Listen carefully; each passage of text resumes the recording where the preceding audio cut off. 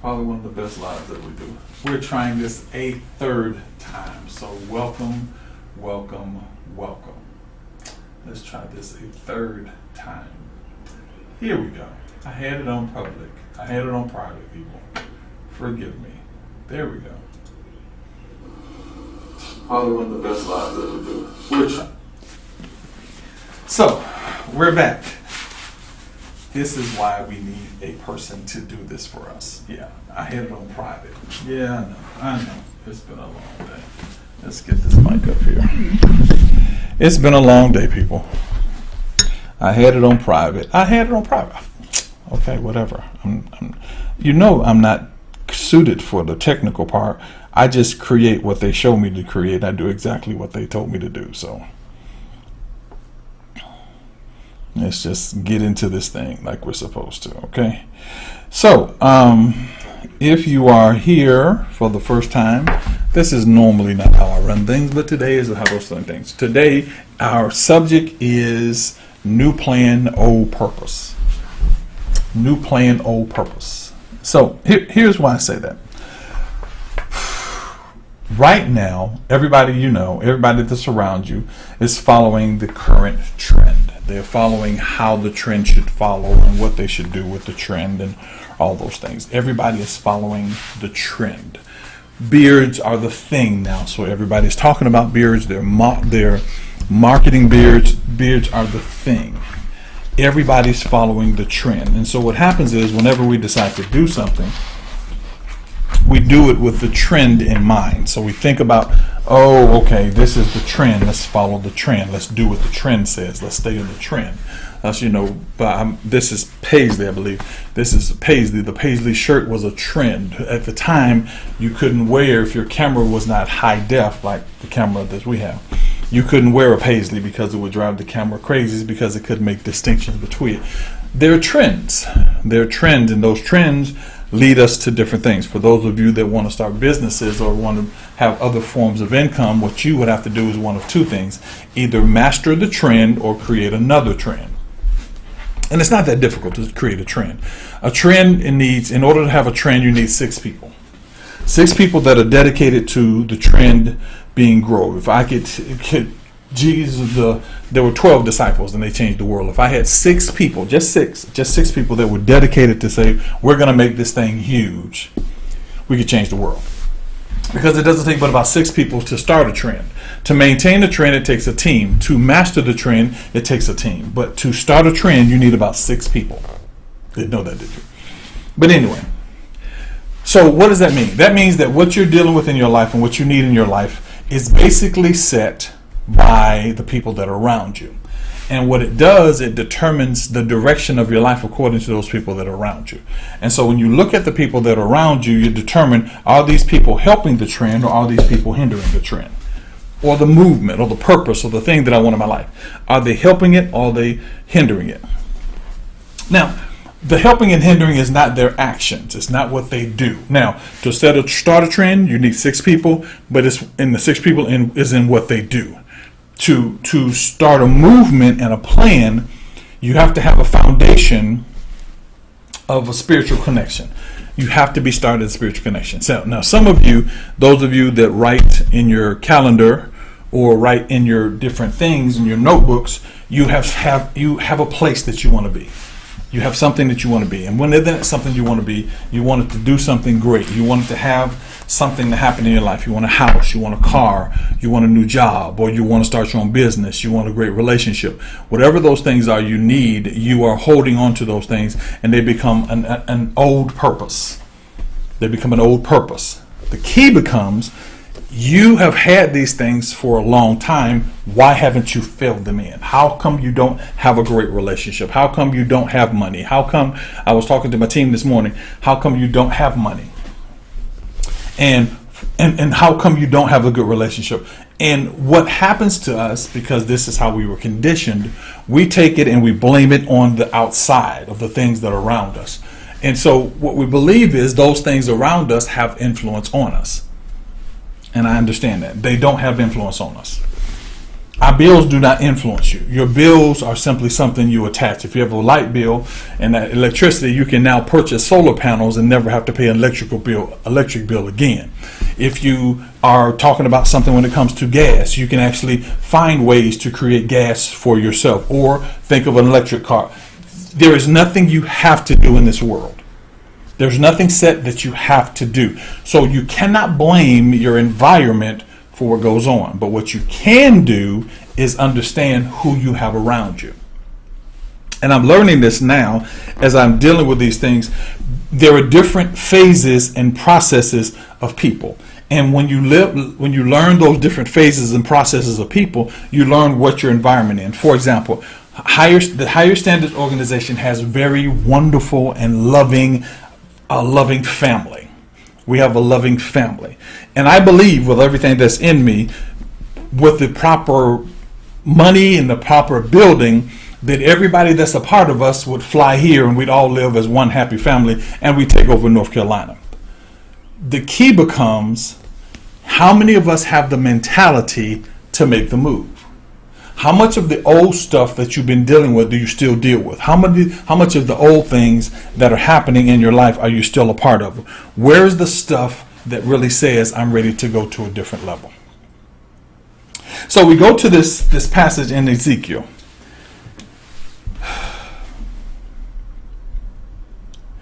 And I concentrated on the 26th verse. But let's go to the 24th verse, and just for foundation, it says, "For I will take from you among the heathens, and gather out all the countries, and bring them into our own land.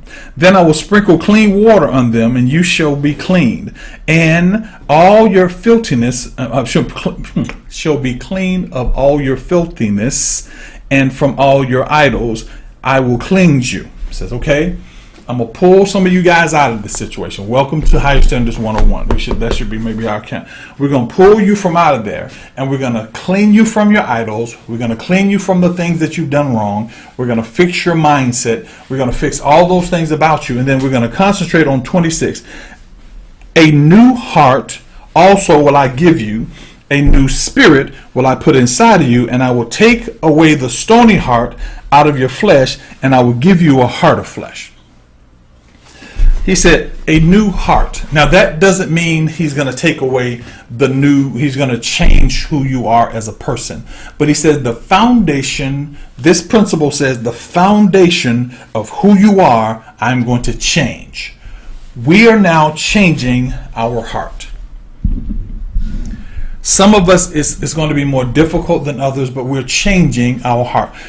The reason we're changing our heart is because the things that we have been doing in the past are not producing what we need for our future. So we need a new plan for the old purpose. See, you say you want a great relationship, and some of you are looking at the relationships you have right now and go, how in the world am I still with this girl, or I'm still with this guy? And you're looking over into the other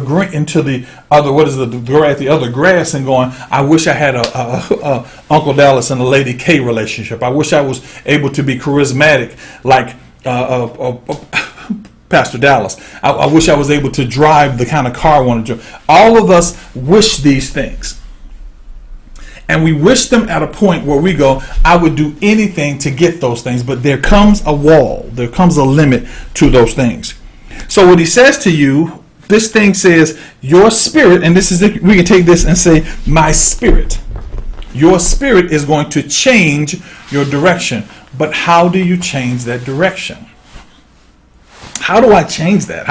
I've been this way most of my life. I've acted this way most of our life. The first thing you have to do is what Philippians says is forgetting those things which are behind. That becomes a challenge and becomes difficult because a lot of times this is what got us to where we are. We've been raised in this place. We've been empowered by this place. And so what we do is we lean on that place and we go, I want to let it go, but we don't want to let it go if it takes a sacrifice, if it takes me having to go outside of my emotional stabilities.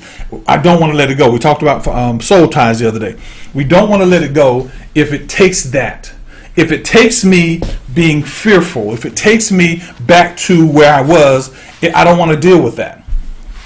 So what's happening here is you have a plan, and where you're stuck is you have set importance on things that aren't important. You have set fear on things that you shouldn't be fearful of. You have set, you now feel like the world is watching you, so you don't make the moves that you should make. You feel like you're never going to get money again, so you don't make the opportunities that you're going to get. You do all these things you do because you want the purpose, but you've already assumed the responsibility of how it's going to work out. You've already assumed the responsibility of God. You have decided this is how this is going to work out. I know this is how it's going to work out. So I'm not even going to move in that direction because I know that's how it's going to work out. So you have an old plan with an old purpose, and it never happens. It never happens. It never happens because in your mind, you're not going to ask anybody for help. No, I don't want anybody to know. You're not going to ask anybody for help. No, not going to do it no matter what. I told you this is stuff I'm living, guys. It's not going to happen because I'm not going to look past what that person did to me and forgive. No. I'm not going to let that happen. It's not going to happen because I remember last time I did this, they caught me, they shot me, they got mad at me. And so you have assumed responsibility for how this is going to work out. I don't want to hurt their feelings. I was talking to a person that says, okay, you need to learn to love. And so I'm saying, okay, let me help you out. Love is not doing everything that everybody wants you to do. Love means speak the truth in love. Love means discipline. Love means somebody can tell you what to do and you're not always right. Love means I want the best for you, even if the best for you doesn't feel comfortable for you. But here's the key to love. Because God is love and they that love are from God. Love is not how you interpret it in your mind. Who I mess with today? Let's take Norma, for example. Norma is a perfect example. So Norma made a move. Now, I'm going to teach Norma while I teach you. Norma made a move. And when Norma made the move, Norma realized that in the process of the move, she made decisions that caused the move not to happen the way the move was supposed to happen. So when she gets to Dad, I'm sitting here going, why did you do this? I can't believe you came here, yada, yada, yada, yada, yada. When in actuality, that's how I interpreted it because I was concerned about her having to get to wherever she needed to get to. That's the only reason I was upset.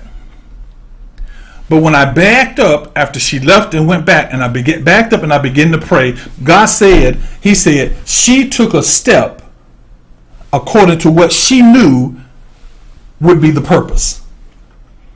Norma knows she's going to be in North Carolina. No ifs, ands, no buts about it, no doubt about it. She knows she's going to be in North Carolina. So in order to do that, she was on her way here. But what happened is the focus of leaving and getting here was where her weakness was. Come on, y'all follow me now. Between getting into following the purpose and following the path and getting to the purpose, her weakness came in. Her weakness were her children. Her weakness came in because the responsibility that she felt needed to be fulfilled was what stopped her. Because had she gone, I love you, but I'm following a purpose. And after the purpose, everything will be okay. But because what is happening to us, we don't think that purpose is going to fulfill the need, because the last time we tried purpose, something happened to us. And when it happened to us, then from that point on, we no longer go down that road. But what we have to realize is the mere fact that she was coming, the purpose was fulfilled. Her purpose was moved. So now she knows that lesson. But here's what happens. She now has to go all the way around the cycle to deal with the next purpose. Because that, and follow me now, this is going to be kind of deep. That phase and destination had a distraction in the middle of it. Every place you go has a distraction already added to it. Why? Because you're weak? No, because you are supposed to get over the distraction, thank you God, to get to where God wants you to be. Every purpose you have has a distraction. So now she knows next time this hits, I know what to do. I make a phone call. I do this and say, help me plan this process out. Talking to my team this morning. And I made a comment about $1 million. I said, what would you do? How quickly would you leave me for $1 million? And the statement was made to me, said, even if they offered me $1 million to leave, I would still have to come to you to figure out what to do with the $1 million. I would go to Nathan, but we'll leave that alone. I would still have to go to you to figure out what Indy. I would still have to go to you to figure out what to do with the $1 million. You follow me? Because what has happened is you have the old plan with the old purpose. And because you have the old plan with the old purpose, you're still attacking the plan in the old way. And some of you, we all do. I do not like people in my business. So hear me. My social media is a mess. Why? Because I won't just give the social media over to somebody else. It's a mess. I got a Facebook, I got a TikTok, I have a Facebook, I have a TikTok, I have an Instagram, I have a Twitter, I have a LinkedIn. In the combination of those 5, I have over 500,000, over 250,000 people following me. I should never have a need in my life, but I don't know social media. So my path is always leading me to the point that I come up just short of what I do. I have a friend that's on here now, probably somewhere. He's always around somewhere, that does commercials. Because I did not want him to feel uncomfortable. Because this has nothing to do with him. I wouldn't say, hey, why don't you do this commercial for me? Or why don't you do this for me? Why don't you do this for me? Or even saying, listen, you handle the social media and I'll pay you for it. Because every path has an obstacle and has a purpose. So if you get stuck in the obstacle, what you find yourself doing is letting the obstacle decrease the effectiveness of the purpose. Does that make sense? So let's go to Isaiah. Isaiah, the 43rd chapter. Why do I have the old Bible? Isaiah, the 43rd chapter. Thanks to y'all, I got 2 Bibles, so I can do it. Isaiah 43. Okay, let's go to Isaiah 43. Okay. Isaiah 43 and 19. We're going to start at 18. Isaiah 43 and 19. Because I want you guys to understand something. Many of you are right in the path of a great place. Many of you are right in the path of your purpose. Many of you are right where you need to be. The challenge is you alter because of the distraction that's planned in there to say, if you read Job, Job says, if I touch his body, he will turn his back on you. He will curse you to your face. So every person that is dealing with anything in their life, that's what you're dealing with. You're dealing with the fact that if I put this distraction in front of you, I'll make them miss every time. The enemy is saying, if I put this distraction in front of you, you'll miss every time. You will miss. If I do this, you'll miss it every time. If every time you move, I remind you that somebody's watching you, you'll miss it every time. If every time you move, I remind you that your mom said you weren't going to be anything, you'll miss it every time. If I get you in a position, I remind you, your kids, they missing you, they love you. If I do these things and I remind you of those things, I'll beat you every time. If you get to a point, you say, you let them people catch your internet, man. They're going to take all your things. They're going to mess up your thing. You'll miss every time. You are battling a distraction that is planned to make you push through so you'll get to your purpose. Isaiah, the 43rd chapter. The 18th verse says, remember ye not the former things, neither consider the things of old. Consider the things of old. Consider the things of old.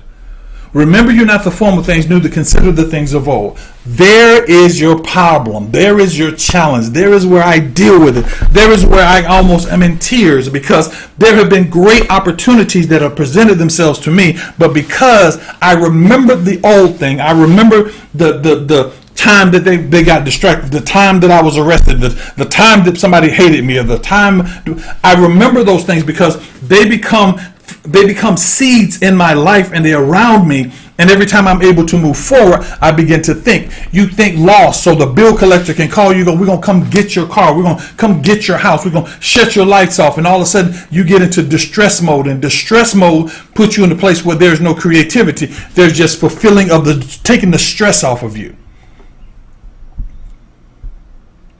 He said, remember ye not the former things. He said, don't consider.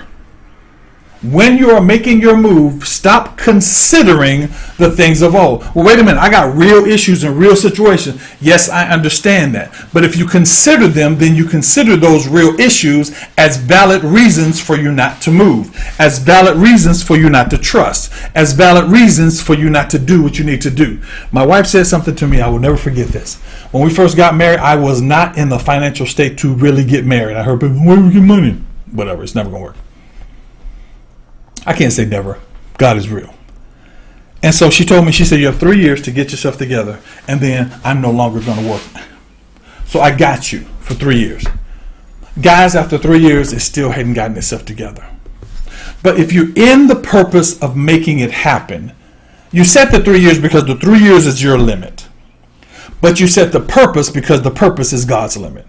It ended up being like 5 years.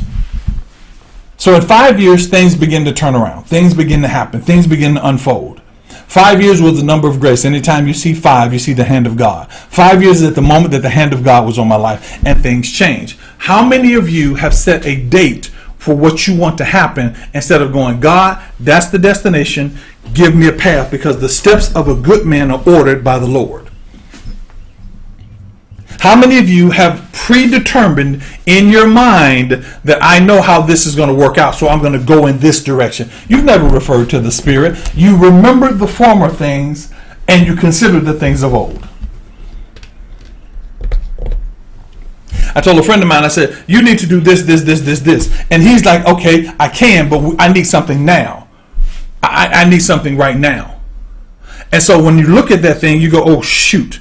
I need something right now. I need this to be fixed right now. And some of us, it is so difficult to sit in the midst of that thing and be at peace.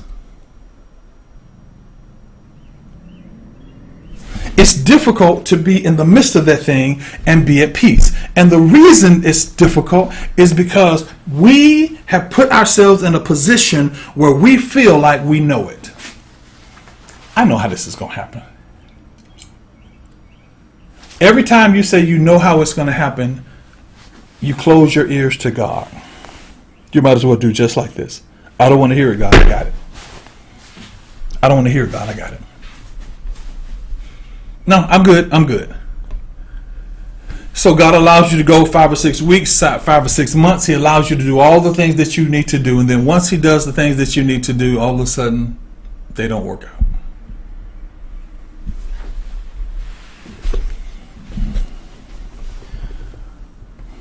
Many of you are right on the cusp of change, on the cusp of transformation, on the cusp of greatness. Do you know what your battle is? You're remembering the former things and you're considering the things of old. But then he says something in the next verse, and I don't need to put my glass. He said, behold. To me, behold is like, hold on, be, but hold. Be you, but hold on for a second. Be, but hold. Okay? Keep the zeal of knowing what tomorrow is going to bring, but hold. That moment was a preach moment. He's like, be, but hold up for a second. Keep thinking that you know what's going on, but don't move right now. Keep considering the things of old and remembering the former thing. But hold up just now. Can I give you a different hypothesis? Can I give you a different way to view that? Can I give you a different way to attack that? So it says, behold, I will do a new thing. And shall you not know it? No, I will do a new thing. Now it shall spring forth. While you're in the middle of figuring out, I'm going to be like my prayer. While you're in the middle of trying to figure out what happened, while you're in the middle of figuring out why does she make me, why am I in this house? Why, he said, while you're in the midst of from remembering the former things and considering the things of old, he said, be in that process. But hold on for a second. Will I do a new thing? He said, I will do a new thing. Now shall it spring forth. When does it spring forth? Sweetie, do you want to know when it springs forth? Bruh, you want to know when it springs forth? It springs forth when you start to consider and remember. But see, faith is being persuaded enough to cause movement. That's all faith is. Faith means I'm persuaded enough to cause movement. Faith is not a belief system. I believe. No, faith is beyond belief and persuasion. So faith is being persuaded enough to make a move. If you listen to where your life is, you go, what has persuaded me? Bills have persuaded me. Threats have persuaded me. Conditioning has persuaded me. Fear has persuaded me. But has God persuaded you? So what he's saying is, he said, be there, but hold on for a second. I'm God. And what you're considering is the fact that you're God over your situation, but you're not connected to God over the universe. I'm God. I'm not just Jehovah. See, the key to this world that we have to come to grips with is the world wants to put an identity on God. We want to put a timing on God. We want to put something in there that makes him not as powerful as he actually is. So what we do is we reduce him to the size of the thought process of man. And when we reduce them to the size of thought process of man, we put patterns and equations and formulas in place as man would think. We don't put them in place as God. But the passage is saying, I will do a new thing, it shall spring forth. He said, listen, in the process of your movement, as you take off certain things, as you let go of certain things, you give room for me to do a new thing. See, if you are still stuck on the same path, it's like, okay, let's do ministry. Okay, what I'm going to do is I'm going to start an organization. Then when I start an organization, I'm going to start to gather people in. Then I'm going to start doing this. You start setting paths away that they were done in the past. You're remembering the former things and considering the things of old. And you're standing in the midst of this and wondering why it didn't work. Why? Because that's never how God called you to do it. That was never the plan. That was your plan because you were living in a reflective life, which means you begin to look at other people and say, wait a minute, this brother has a great ministry, so I'm going to do that. Or this brother has a great ministry, I'm going to do that. And you never stop and say, wait a minute. Who started that trend?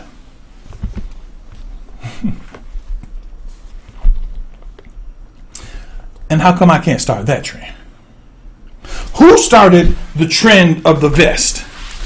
Who started the trend of the bifocal glasses? Who started the trend of the watch and the bracelet? Who started that trend? You need 5 people. 6 people, and you can change the world. If I had 6 dedicated people to higher standards organization, we could change the world. 6. If you had 6 people that were dedicated to making Queen's glasses work or Queen's accessories work, she can change the world.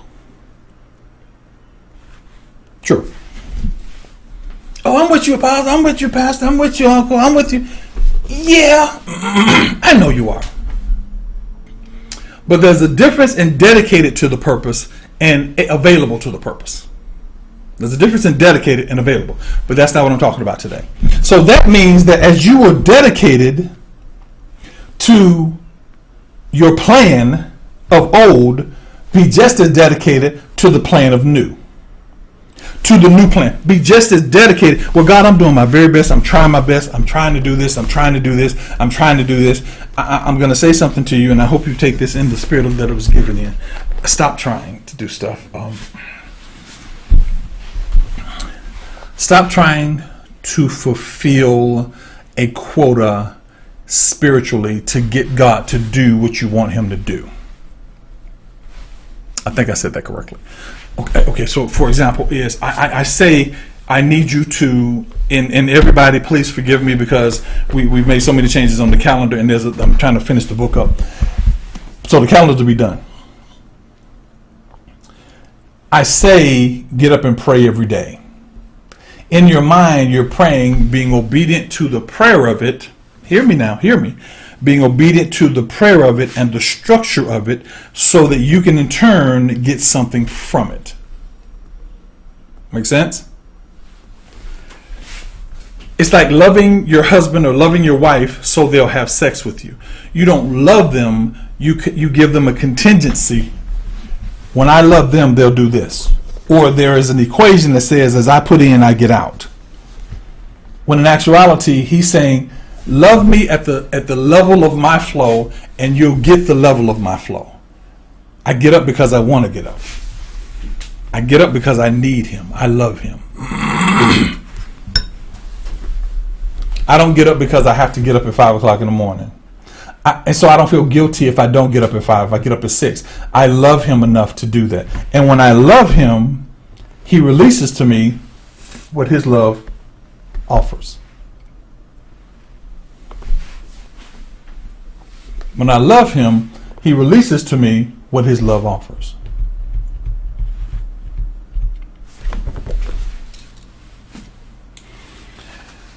He said, behold, I will do a new thing, it shall spring forth.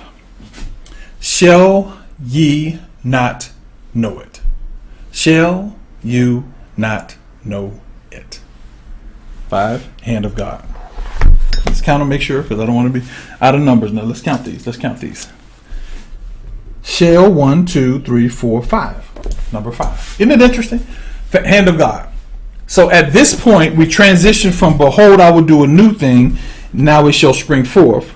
1, 2, 3, 4, 5. Now it shall spring forth. To shall you not know it?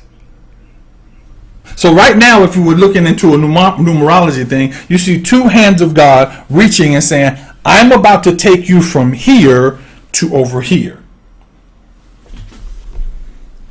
So he says, shall you not know it? So when you go back to Ezekiel, and Ezekiel, let's go back to Ezekiel. Well, we ain't going back to Ezekiel. Let's go back to Ezekiel. So Ezekiel talks about how he's preparing you. Isaiah is saying, now I'm about to transition you. He is doing a new thing. Listen to me very closely. He's doing a new thing. That's why I'm saying a new thing, because I'm now taking the new thing and introducing a new thing into your atmosphere. In order for you to partake of the new thing, everything that gets in your nerves today that bothers you, you have to say, nope, this is a new place and a new direction. I'm in a new place and a new direction. Type that down. Everybody can put that. Everybody can type, I'm in a new place and a new direction. I'm in a new place and a new direction. There are about 250 people that follow our daily processes that are part of the organization that say they want to be a part of Mentoring. 250 of them. Of the 250, we get somewhere in the neighborhood of 50% to 60% actual follow us. Actually follow the things day by day. And so the key becomes, what is the motivation for the rest of them? What? I'm in a new place. There you go. Type it just like I said it. Hold God accountable to it. So what's to get the other 50%? I'm going somewhere. So what's to get the other 50%? Say, okay, follow me. We're in. And I'm talking about we give away free stuff. We take them away. Do all these different things. What's to get the other 50% in? You know what gets the other 50% in is the same people that motivate you. Why are you here? You are battling at a level that most people would have given up by now. Why are you here? Okay, can I get deep for just a second? Not like I haven't been deep the whole time. Can I get deep for just a second?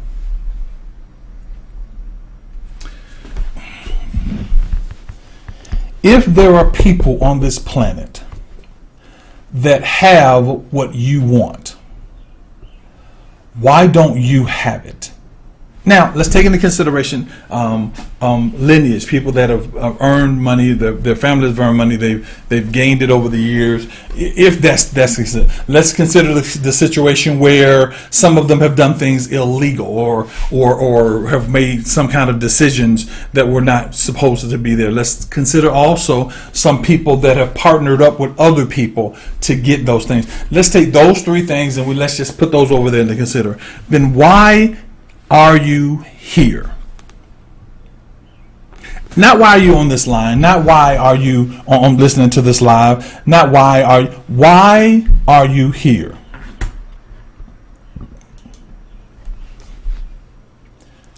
Why are you here? I'll tell you one reason you're here. One reason you're here is to show forth the power of God in the environment that you're in. To show people that God can pull you out of one place and put you into another place. That's one reason. But the second reason you are here is to beat, break, and abolish the things that have held you back over the years. That's why you're still here. You're supposed to prove that you can make it. You're supposed to be able to grit your teeth, grind your feet in the sand, and not be moved. Try it. You have a plan, not a plan, you have a purpose in your life. And here's what's interesting about that purpose. The purpose you have in your life is set according to your connection to God. You are connected to God at a level that probably would blow your mind if you really understood it. You are so connected to God. Now, here it is. Watch it. Here's the deep part. That's why the things that are happening to you are happening to you. That's why the things that are trying to distract you because he's got you. But there has to be a concerted effort to keep you in the flesh. There's a concerted effort to keep you in the flesh. My wife wants to go swim with the sharks. See, what you have to understand is my wife wants to go swim with the sharks. My wife wants to go swim with the sharks. These lights are kicking up behind. So my wife wants to go swim with the sharks. Okay? She wants to go swim with the sharks. And everybody I tell about swimming with the sharks, the first thing they say is, man, ain't no shark gonna eat me. Never been with a shark before in their life. But when you understand the plan of God, so hear me, let me help you understand the plan of God. Part number one, the plan of God is within the seed of it. Meaning, write this down. The first part of the plan that God has for you is what he spoke to you. What he spoke to you. So remember, one plants, one water, God gives increase. So what he spoke to you. And if he spoke something to you, don't immediately jump from spoke to promise. Or from spoke to manifestation. Don't do that. Do not jump from spoken to manifestation. The first part of it is he speaks it to you. Do not jump from speaking to manifestation. It's dangerous. Okay? So, he spoke something. Once he spoke it, the second part of that is water. That means apply the Spirit to the development of what he spoke. Okay? He spoke it, and then you water. That means apply the Spirit to what he spoke. Apply the Spirit to what he spoke. Now, this could take 1 minute, it could take 1 month, it could take 1 year. But you apply the Spirit to what he's spoken. That's one plants, one waters. Now, when you apply the Spirit to what he said, now at that point you set an expectation. That's where you go. But you don't set an expectation in a position that is what you planned. Okay. I hope that makes sense. Okay. Follow me here. Okay. Follow me TikTok. Follow me Instagram. Okay. So we're planning a couples conference. Okay. And we're planning the couples conference here in Charlotte. It'll be in October, first week of October. And it's going to be in the same hotel that we were. It was going to be in that same area. So we planned it. But when we planned it in our minds at a different hotel. We want, oh my God, we want this hotel. We want it to be like this. We want this, we want this, we want this, we want this. And once we got to that hotel, They all but treated us like they didn't want us there. Now, here, follow me now. They treated us like they didn't want us there. The challenge that took place was, because that's where we wanted to be, we began to fight for that position. Everybody follow me? So when God spoke it, we immediately said, this is where we were going to go. Now, what should have happened, and what eventually did happen, was when God says, I need you to do a couples conference. I need you to do in Charlotte. We begin to pray about it. Where do you want it? When do you want it? Don't assume that you know how the end's going to go. He said, shall you not know it? But the reason you know it, because in 1 Corinthians, the 2nd chapter, and the 10th verse, he said, it's revealed by a spirit, for the spirit searches all things, yea, the deep things of God. So the spirit is going to tell you the directions on what you should do. He said, how much do you want us to charge? What do you want us to do? What's the subject? What's all of those things? Why? Because the moment he spoke it into the atmosphere, we got to begin to grab and pull all the things he released in the atmosphere. You ever seen a dandelion and you blow the dandelion, it goes all over the place? Those dandelion spurs will fly and start trees all over the country. But there are some trees that are supposed to be there. So some of the dandelions are just going to go like a foot away or 2 feet away, and they're going to land there and start a tree there close. Because there's the 25 meter, there's the 50 meter, and there's the 100 meter plan. So when I hear God say something, I don't immediately start to live within my superpower and go, the Lord has spoken to me. At that moment, I begin to pray about what he said. I begin to pray at a level where people aren't going to understand it. But you have to wait for them to catch up, because he's already telling you stuff far, far, far beyond the road. Because we want to define it according to what we think. Yeah. We want to define it. Remember not the old former things, neither consider the things of old. That's how we want to remember it. We want to consider it that way. We want to consider it the way what happened to us on last. Well, that pastor did this to me last time. That sister did this to me. That church did this to me. And so what happens is you are now looking at the next pastor, the next sister, the next relationship, the next situation according to that past. You're not looking at it and say, Lord, I'm in it all the way.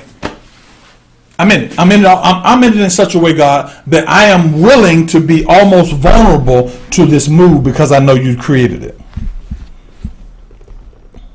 You don't know my heart, guys. It's okay. It's okay. Because I know my heart's right toward God. Very much so. So now, what's going on? What do you want? I want to be now. Back to my dear daughter Nova. I said Norma. God said, boom, here you go. Go. She goes, yay, I'm out. The moment that seed comes, there's a passage that says, immediately the enemy comes to steal the seed. Immediately. The moment he says it, there's automatically inside of it conflict and distractions. The moment he said it, there's conflict and distractions. And guess what? The enemy is very, very clever, and he's very patient. He already knows what's going to move you. He already knows what's going to shake you. He already knows what's going to slow you down. So the moment that happens, you become numb to everything that tries to pull your attention. If God gives you $5,000 today, number of grace, I release it to everybody that can accept it. $5,000 today. I release the cars today. Because God can do these things. If He releases $5,000 to you today, the first thing you're going to do is think about your need.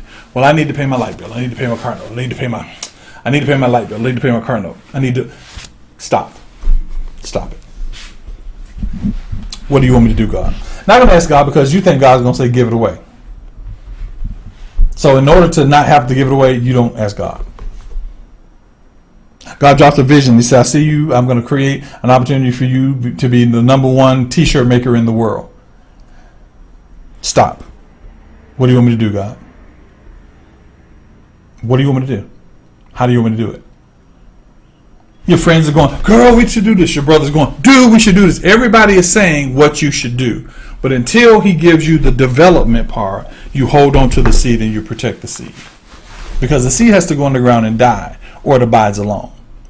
That's the first place of hiding the seed, You hide the seed within the process of its growth. Write it down. Write it down, Jess.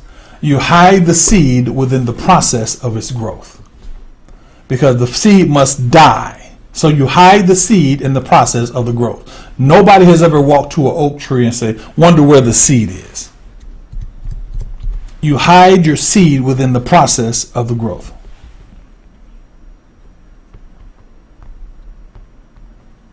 You follow me? So that means that the vision that God gave you to be the number one musician in the world, hide the seed in the process of the growth. Here's what that means. That means stop thinking about it according to your past, according to the circumstances, according to the situations, according to all these things. Think about it purely according to as God has given it to you. Now, would you guys like to know something very, very interesting? And most of you knew it because you guys are very smart. Who changed the gospel world into what we see right now? What preacher changed the charismatic gospel world? It's changed the whole, how you do church, how I do church. It's all changed by this one man. Who knows who it is? If you know who it is, type it. Let me read everybody. If you know who changed everything about how we do church and religion and mega churches and all that, if you know who that person is, type their name. Let me see who knows. He said Al Green. That's good. He says Kirk Franklin. Paul. We got Paul. He said Al Green. That was cute. Oh, Scoop said Constantine. Okay, now let me give you a little bit, but let me make it a little bit closer. We're talking about in the last 25, 30 years. Who changed it? In the last 25, 30 years. There it is. Who said that? Who is Melena 505? Melena 505. T.D. Jakes. T.D. Jakes changed everything about how we do church. One man. T.D. Jakes. Everything we do church, he changed it. He changed how we dress. He changed how we do church. He changed everything about where we church. He changed it from people doing business in church and started organizations. T.D. Jakes changed it. T.D. Jakes is not the greatest preacher in the world, but T.D. Jakes is an excellent businessman. So he changed the whole world. If T.D. Jakes changed the whole world, what world can you change? Who changed the golf world? Tiger Woods. Who changed basketball? Actually, Dr. J changed it. Then Michael Jordan changed it. Who changed the football world? Every world was changed by somebody that had a gift of God, and they developed that gift until they were able to present it to the world. We are about to change church as we know it again. We are. That's the people that we are going to change church the way we know it. T.D. Jakes got people to start wearing suits again when the suit industry was about to die. He is doing something new through you. The challenge that you have is everybody's looking at what Jakes did and start going, I'm going to do it like he did it. And so even me, when God says, I want you to do this new organization, I begin to think about how people did it.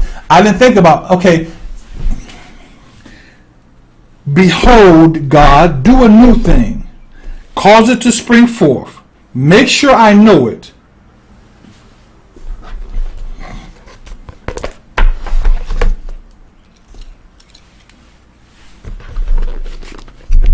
Follow the last part of that. And God says, I will make a way in the wilderness and rivers in the desert. The beasts of the field shall honor me, the dragons and the owls, because there's water in the wilderness and there's rivers in the desert, and they will drink. My chosen, they will drink. My chosen. He's saying to you, the new path is supernatural. The new path is not logical. The new path is not interpreted spiritual. The new path is supernatural. Beyond anything you can plan for. The only way to get into it is you have to make sure that you follow the plan. make sure you follow the plan. And the only way to follow the plan is to hear the plan. The steps of a good man are ordered of the Lord. So you follow the plan by listening to the plan. Pray. Don't pray because I think it's the right thing to do. Pray because you love God. And not only do you love God, you want to see him manifest in the lives of the people around you.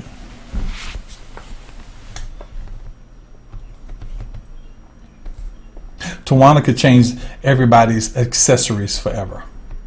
She could change the whole accessory world forever. What did she have to do? Jasmine could change the food truck industry.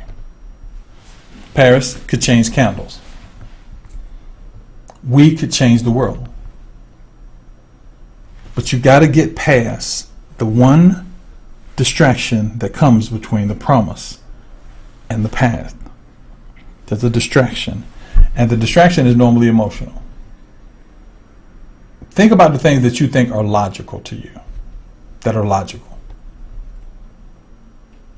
Every woman that feels like they have to protect their children, that's logical to you. And it becomes a distraction. Because at any moment, all the enemy has to do is put one of your children in perceived peril, and it'll stop you from going down the direction.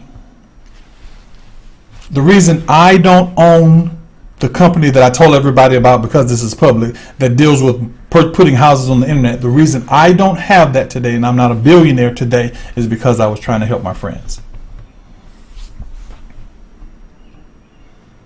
Now, there was nothing wrong with helping my friends, but what had to take place, hear me, take care of your business and let your business take care of your friends.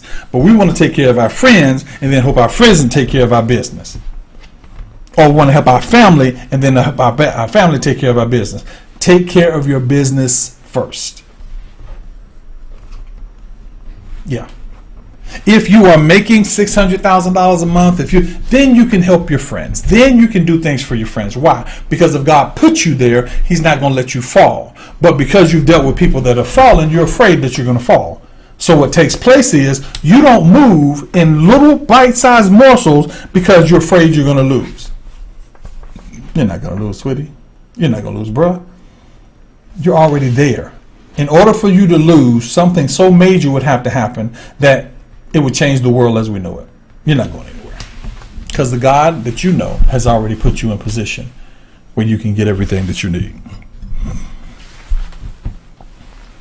You're not going anywhere. You're not. Now, everybody that needs to type, I am going to change the world through my purpose. No, don't put through my purpose, because everybody's going to start, I'm living on purpose. No, I'm going to change the world. Just type it. I'm going to change the world. Matter of fact, let me type it too. I'm going to change the world. I'm going to change the world. I am going to change the world.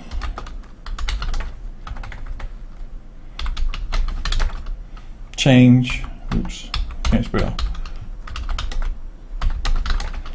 The world. I'm going to change the world. So whatever you believe that God has called you to, when you're writing and taking your notes, when you're writing stuff down, how would that change the world? You might have to switch your product a little bit, or switch your things a little bit, or might have to do a lot of different things, but stop looking at it as ways to make money, looking at it as ways to change the world. I'm going to change the world. The way I'm going to change the world, the way I'm going to change the world is I'm going to change how we see God. I'm going to change how we interact with God. Got to change how we deal with church and relationship according to religion, and show you that God cares about you. I'm going to change the world. I am going to change the world, and you are too.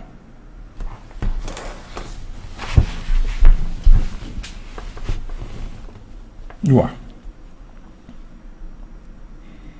So, I appreciate it. I appreciate y'all helping me. So if there's 6 people that want to help me change the world, just let me know. I'm here for you. I'm here for you. Whoever those 6 people are that are going to help me change the world, just let me know. I appreciate it. I'll probably get 5.5, but 6 people to help me change the world. 6 people help me change the world. That's exactly what the world needs now. Is love, sweet love. That's the only thing that there's just too little of.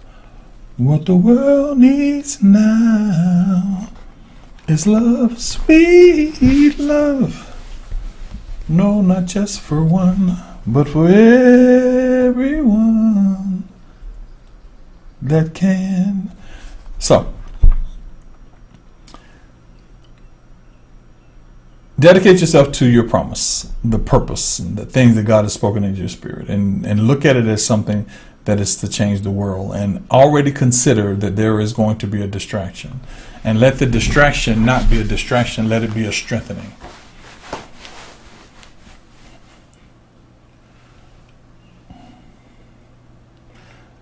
Don't let it be a distraction, let it be a strengthening. Let God use those strengths, that distraction, to say, oh, I see. The distraction and the strength are the fact that you're trying to stop me, because if there's a distraction, that means the purpose is a lot more powerful than you think. If someone comes and offers you $100,000 for your business, they're going to make $1 million off of it. Because let me help you out. And today, everybody that can, I haven't figured out a way to say, okay, on our Sunday sessions, let everybody give. I haven't figured out a way to say that to not sound like, but it doesn't matter. Today, everybody that can, and already one person already has. Everybody can. Today is the day that I do ask you to give something for the organization. So if you can, you know our Cash App. You know either our Cash App, we have Cash App, we have Apple Pay, and we have PayPal right now. Probably by the end of the week, we will have everything go through our app, because we're going to get settled down. I think me, Z, D, I think the team of us will get together and work on that. So everybody that can today, give something on the Cash App. Okay. So the key becomes, when you look at what you look at, so let's do this for those of you. So for the 6 people, let's just say 6 people actually did. It probably ended up being like 16. 6 people actually did. Let me explain something to you. The 6 people won't be 6 people that supply money. If you are a person that supplies money, understand this. I'm going to teach you a little lesson. If God has blessed you enough that you can bless at the highest level of blessing, and you bless at that level, that means He's taking you to the next level. He's not keeping you here. For those of you at the level that you bless, financial, talking financial now. I'm not. Whatever level you can bless, you bless at the highest level, because at the highest level, you push yourself into the next level. Okay, you follow me? I use this Bible no matter what. At the highest level of this Bible, it was coming apart. It was doing everything that it needed to do. But I pressed it. I used it. I marked in it. I did everything. I worked this Bible at the highest level this Bible could be worked. At the moment that I got to the point that it was falling apart, the pages fell out of the Bible less than a month before this Bible showed up, because I used it at the highest level. If you are going to help, you have to help at the highest level. If you cannot help at the highest level, there is nothing wrong. I'm not mad at you. Nobody's mad at you. But don't try to help at a low level doing just enough so that you can get things done. That's where people make mistakes. That's why when things start to turn, because they will turn for higher standards organization, when they begin to turn, everybody's going to look at the people that are helping me now, because when I go places, I make sure they go. Well, Pastor Dollars, I want to go. Well, when there was nothing going on, people that gave at the highest level earned a position, not with me, with God. So when I get ready to go to, we'll just say to Florida, to do a meeting, all of a sudden, the people say, well, are you bringing this person, and this person with you? Yeah, okay, we'll pay for them as well. Why? Because they were a part of it. Same situation when it comes to your vision, the purpose. You have to put in it at the highest level. Go for broke. I know that is hard. I know in your mind you're thinking, I cannot go for broke. I have needs. But there are things that God is going to tell you to do. You go for broke. Go for broke. Try him and see what happens. Just try it. If it doesn't work, you'll make some more money next week. If it doesn't work, you can find another pastor. If it doesn't work, you go for broke. Whatever go for broke. Because I do. And there's only a few of you that know how hard I go for broke. All the way. I'm all the way in, or I'm all the way out. Do the same thing. So I appreciate the 6 people say, oh yeah, I'm there. But I'm going to expect you to go for broke. I'm not going to hold you accountable for it. I'm not going to say, you say it. I'm not going to do that. You hold responsibilities for what you're going to do. You are grown. There are no children on here. There are grown people. These are grown. I'm not treating you like a child. I'm not going to talk to you like a child. If you say you're the person that's going to handle writing of the books, I don't have to say a word. I say, go handle that. You go take care of it. Leslie is a beast. I asked Leslie to do something. She does it. The only time I get a call from Leslie is to find out if she did it correctly. She handles it by herself. Jessica calls me. Hey, you got an appointment today? You got an appointment? I don't have to call Jessica. I'm going to do this, Jessica. How come you didn't call me? They're in at the fullest level. They move like I'm paying them $100,000 a year. Ideas, thoughts, process. Why? Because if you get people that get all the way in, they get the rewards as well. Okay, let me say this like this. Yes, I need to satisfy my bills. I have bills. So let's just get that out of the way. Yes, I need to satisfy my bills. I am not looking. Please hear me. I know I sound like every other pastor. I am not looking to make $1 billion. I'm looking to make 100,000 people wealthy enough, strong enough, spiritual enough that they can change their worlds. That's my goal. Now, do I have needs? Of course I have needs. I'm a human. But the key becomes, I am not trying to I have never in my entire ministry and organization, anybody know, I've never taken money from churches. I've never met women in churches. Church for me was so precious that I was so afraid that if I did something, God would get me back. But because I get to do the things that I get to do and the things that happen to me, everybody thinks I'm doing things. My vacations are never what you think they are. They never cost what you think they do. My automobile are never what you think they are. Now, because I'm not going to get into my personal business, most of the stuff that I do for this organization, I take care of it. And I said most, 75 to 85% of it. Not one time have I called you and go, oh, my car notes due, oh, my rent's due, oh, my light bill due. Don't do that. So when you commit to do this, you commit to do it, not according to the pressure that I place on you. You commit to do it because you decided to do it. And you do it as unto the Lord. This is going to get big. It's going to change. And you're a part of it whether you do something or not. Because that's not what it's designed for. It's not designed for everybody to work. Some will be nice. You're going to get something special because you work for me. It's designed so the people can touch God, whoever they are, whatever walk of life they are. That's the goal. All right? Okay. I'm William Dallas. This is the Higher Standards Organization. I love you guys. Like I said, everybody that can, please give today. Cash App, PayPal, whatever it needs. We also have Apple Pay. If you have my phone number, you can go do Apple Pay and do that. Just for things that we need to do and stuff that we need to take care of. That's a part of the organization. All right? I love you guys. I will see you guys on Monday. I'll see you guys on Monday at 10. I'm probably going to do something tonight around 7. You'll pay attention to your email. If I do, Jessica will let you guys know. All right. I'm William Dallas. If you're new here, appreciate you very much for stopping by. I hope it helped you. Hope something blessed you. Hope something gave you encouraging to go on and be what God has called you to be. We will be here every Monday, Wednesday, Friday, Sunday. Every Monday, Wednesday, Friday, Sunday at 10 a.m. We're going to shift those things. So if you are joining us, make sure you like, make sure you follow, make sure you subscribe. Because in the process of you subscribing, you in turn give us the opportunity to do what God has called us to do. All right.